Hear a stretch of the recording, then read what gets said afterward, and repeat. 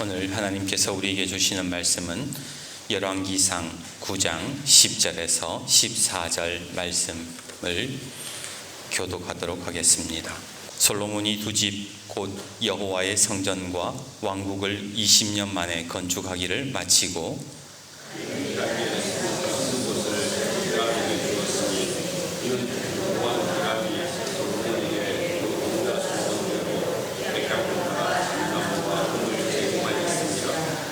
히람이 두로에서 와서 솔로몬이 자기에게 준 성읍들을 보고 눈에 들지 아니하여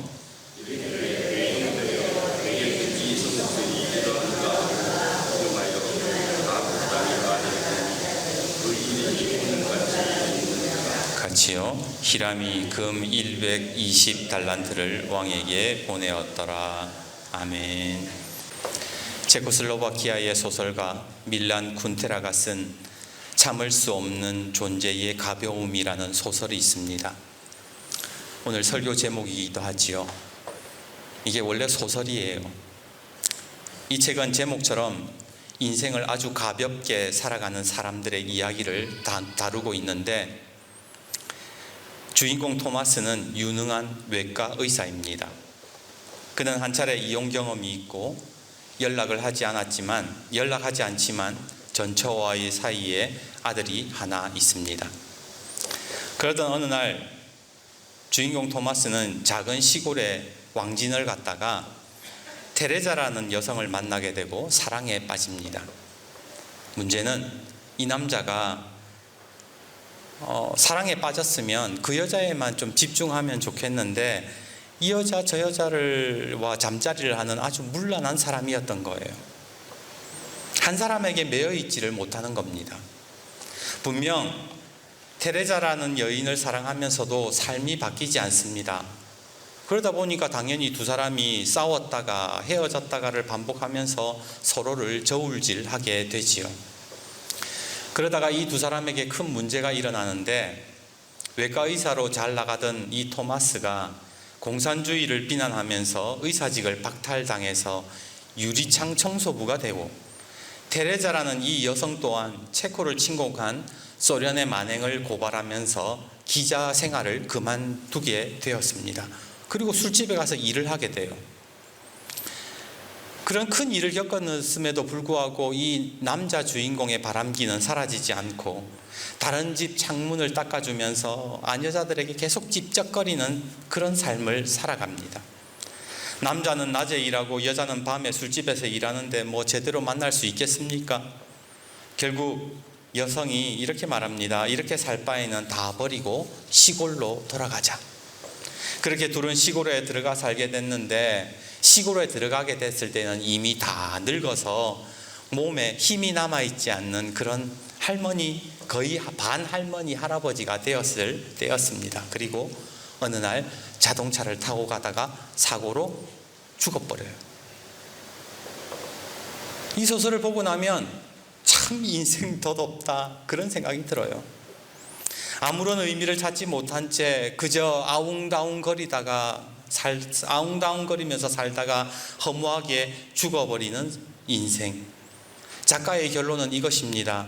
나는 인간에게서 참을 수 없는 존재의 가벼움을 느낀다. 이게 소설의 주제예요.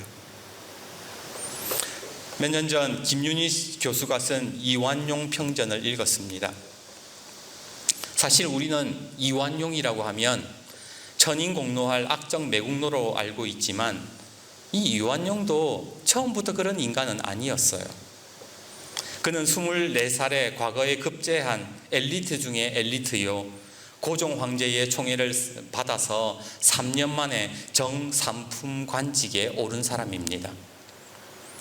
뿐만 아니라 고종의 아들 순종의 스승이기도 했고, 알렌 선교사에게 이 기독교적인 그런 문화도 받아들여서 알렌 선교사의 적극적인 후원도 받았습니다. 1989년 독립협회 회장으로 활동하기도 했어요.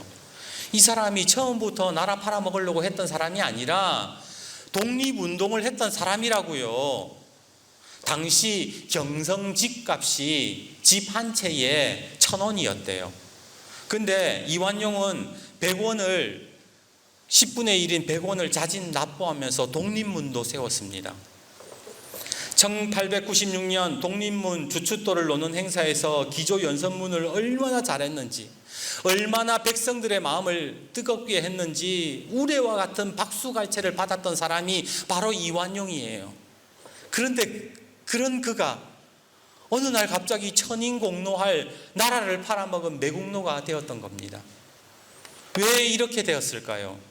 김윤희 교수는 책에서 이렇게 말을 합니다. 차라리 괴물이었으면 좋겠는데 그는 괴물이 아니었다. 그는 당시 최고의 엘리트였다. 그러나 탁월한 능력으로 사욕을 쫓았고 마침내 나라를 팔아먹은 역적의 상징이 되었다. 흐름을 읽어내는 능력은 좋았으나 방향이 잘못되었고 시계는 좋았으나 나침반이 없었다. 작가가 말하는 바가 무엇입니까? 이완용은요, 괴물이 아니라 가벼운 사람이었다는 거예요. 나름 독립에 진심이 있었던 것 같지만 중심을 잡지 못하고 이게 아니다 싶으니까 홀라당 일본에 붙어서 나라 팔아먹어버렸다는 거예요.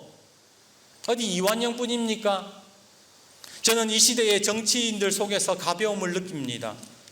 겉으로는 민생이 어떻고 백성이 국민을 위하는 척하지만 결국에는 자기 이익을 따라 쫓아다니잖아요. 언제든지 말을 바꾸잖아요. 얼마나 가볍습니까? 최근 교회가 얼마나 시끄럽습니까? 또한 총회장의 불륜, 대형교회의 비리, 분열되는 교회들의 이야기를 보고 듣노라면 거기에서도 참을 수 없는 가벼움을 느낍니다.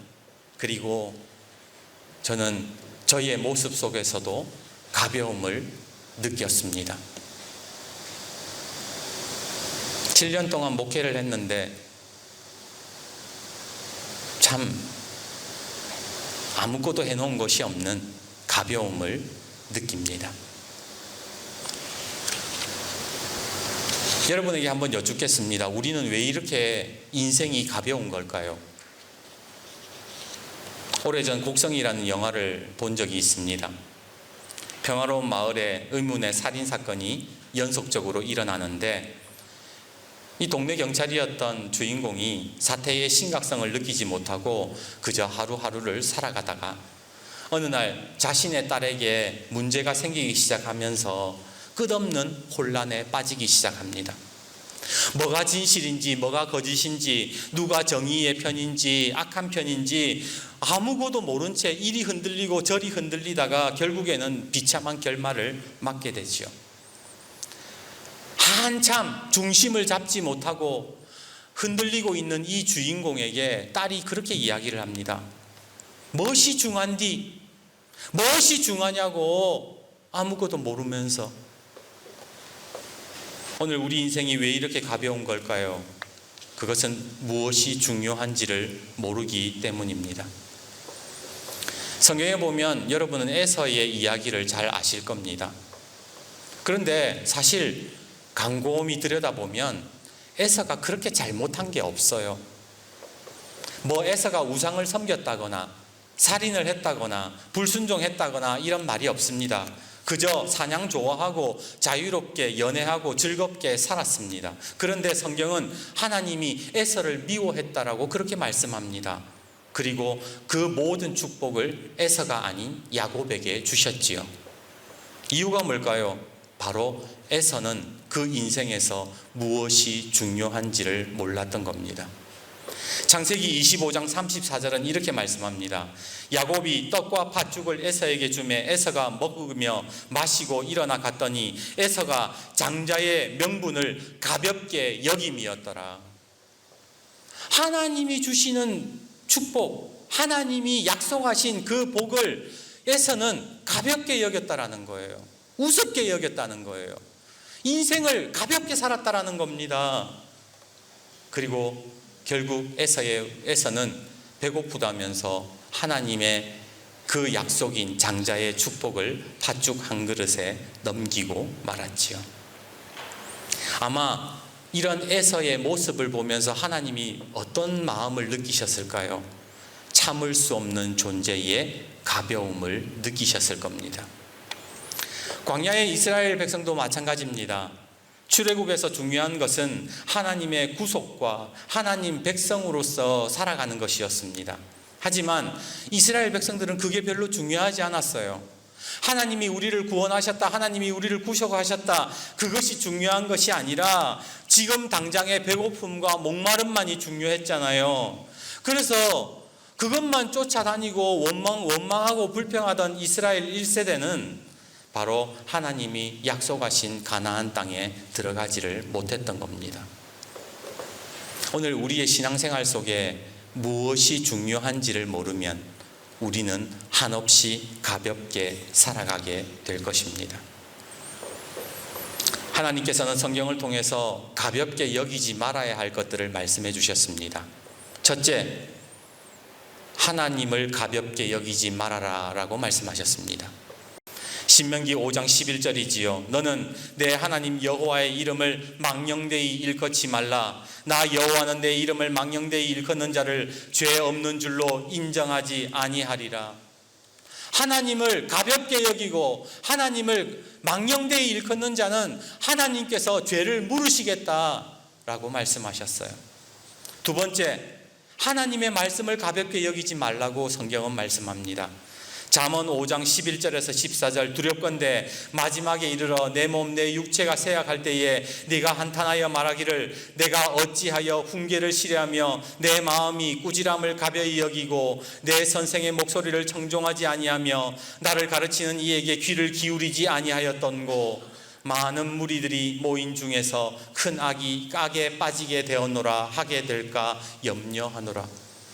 하나님 말씀을 가볍게 여기지 말라는 거예요. 통해서 우리에게 내 자신의 인생을 가볍게 여기지 말라고 하셔요. 갈라디아서 6장 7절 스스로 속이지 말라. 하나님은 업신여김을 받지 아니하시나니 사람이 무엇으로 심든지 그대로 거두리라. 하나님 네 인생을 보고 계신다. 하나님은 심은 대로 거두게 하시는 분이다. 그러니 너의 인생을 절대로 가볍게 여기지 말아라. 하나님이 말씀하십니다. 그리고 마지막으로 하나님은 부모를 가볍게 여기지 말라고 말씀합니다.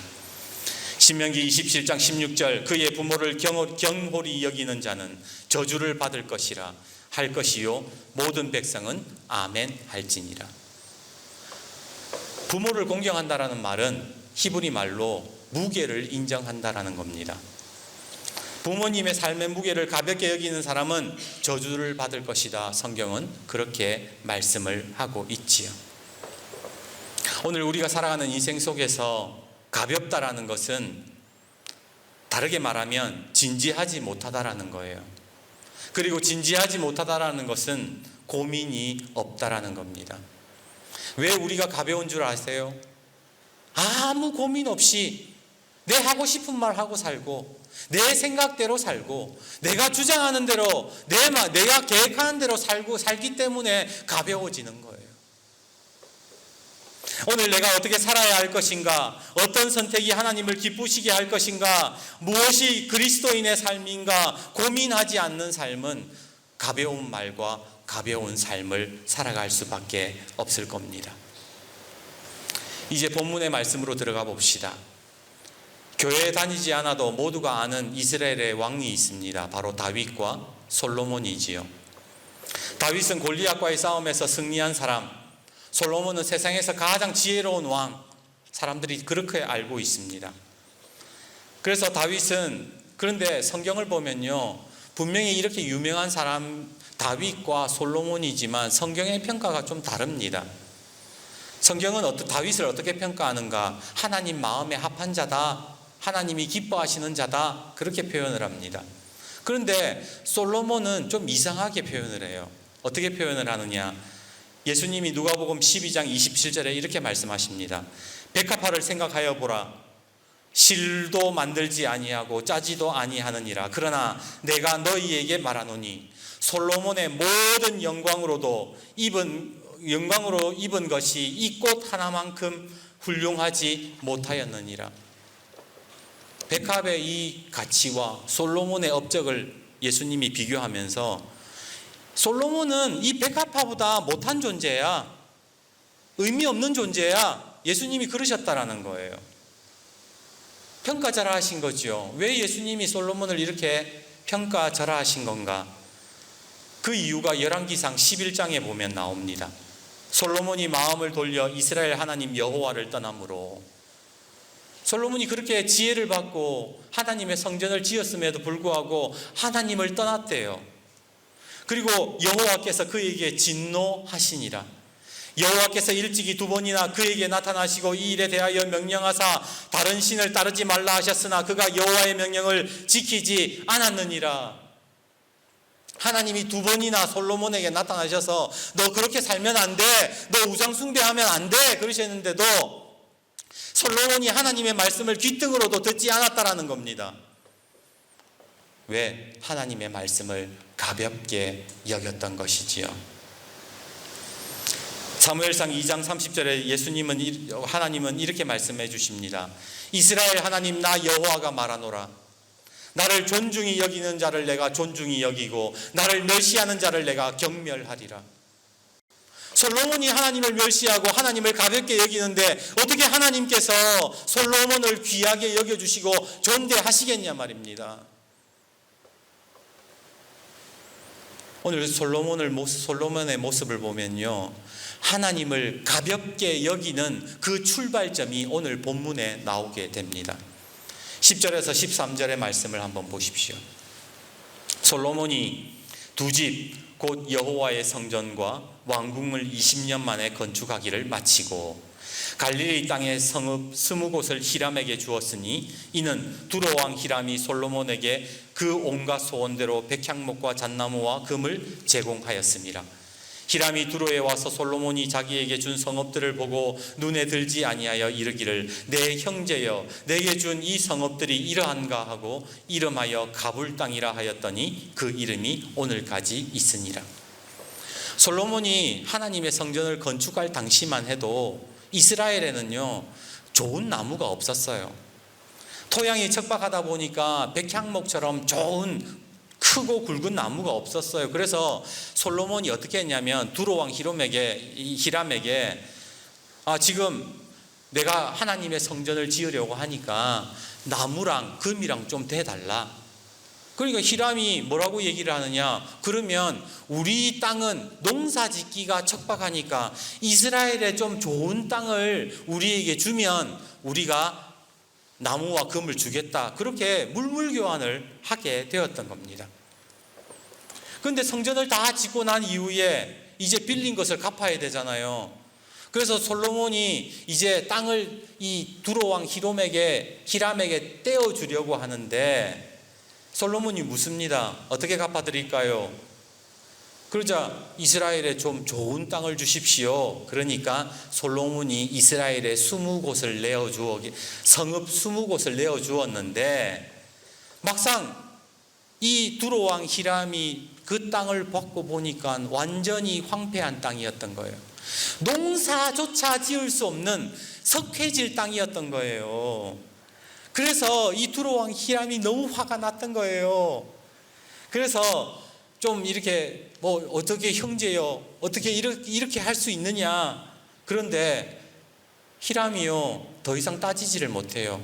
왜? 솔로몬의 군사력이 너무 강했기 때문입니다. 그래서 13절에 그러지요. 이르기를 내 형제여 내게 준 이 성읍들이 이러한가? 어찌 이러한가?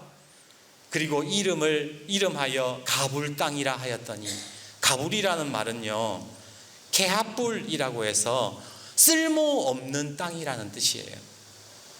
그러니까 이 히람이 뭐라고 얘기했던 거예요? 이거 완전 쓸모없는 땅이네. 그러면서 가불 땅이라고 이야기를 했다라는 겁니다. 솔로몬의 입장에서는 아버지 다윗과의 인연도 있고 하나님 성전 짓는데 돈을 썼으면 온전하게 갚아야 되는 것 아닙니까? 오늘날로 말하자면 은행에 교회 돈을 빌려서 건축해 놓고 돈 안 갚은 거하고 똑같은 거예요. 하지만 이것보다 영적으로 더 큰 문제가 있어요. 그것은 뭐냐? 바로 솔로몬이 쓸모없는 땅이라고 내어준 이 땅은 하나님의 약속의 땅이었다는 거예요.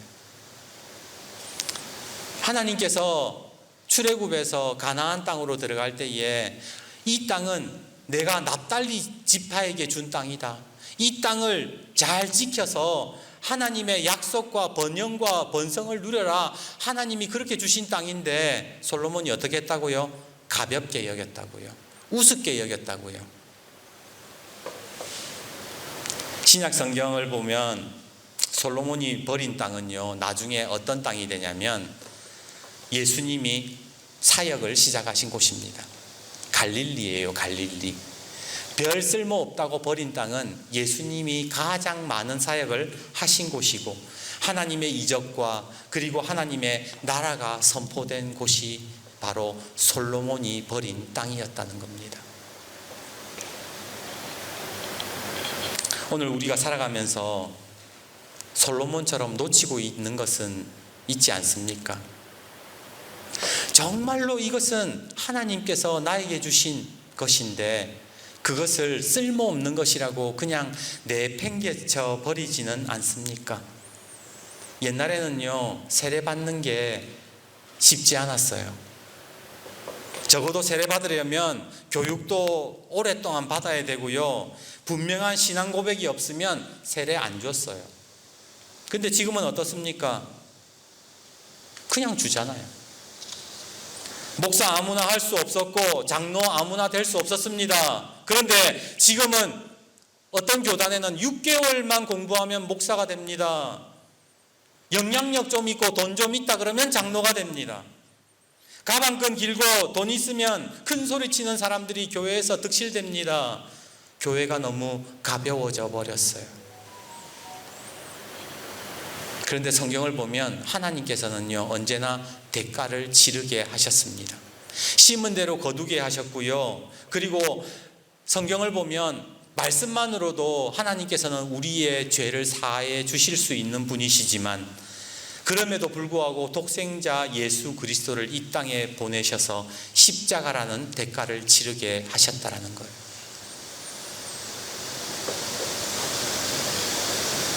오늘 하나님께서 우리에게 고난의 십자가를 주실 때가 있어요. 내 삶에 어려움을 주실 때가 있어요. 그것은 우리를 골탕 먹이시려고 그러는 것이 아니라 하나님의 응답과 은혜가 얼마나 소중하고 귀한 것임을 깨닫게 하시기 위함임을 기억하시기를 바랍니다. 그러기에 지금 나에게 주어진 상황을 가볍게 여기지 않았으면 좋겠습니다. 말씀을 가볍게 여기지 않았으면 좋겠습니다. 하나님을 가볍게 여기지 않았으면 좋겠습니다. 기도를 가볍게 여기지 않았으면 좋겠습니다. 부모님을 가볍게 여기지 않기를 바랍니다. 오늘 이 예배가 여러분에게는 어떤 의미를 가지고 계십니까? 일주일에 한 번 오면은 마음이 편해지는, 내 할 일 다 했다 생각하는 그런 예배입니까? 여러분은 이 예배당으로 오시기 전에 얼마나 기도하셨습니까? 그리고 하나님 말씀에 얼마나 순종하고 계십니까? 오늘 우리가 신앙생활하면서 하나님이 주시는 말씀과 기도를 가불땅이 되지 않게 만드십시오. 예배가 별 의미 없고 쓸모없는 것이 되면 신앙이 무너지고 그 교회는 망하게 됩니다. 그러기에 바라옵기는 예배와 기도 그리고 하나님의 말씀을 가볍게 여기지 마시고 가벼운 인생이 되지 않기를 바랍니다. 하나님 말씀을 사랑하고 그 말씀에 삶의 중심을 두어서 참된 신앙으로 살아가는 저와 여러분이 되시기를 주님의 이름으로 축복합니다.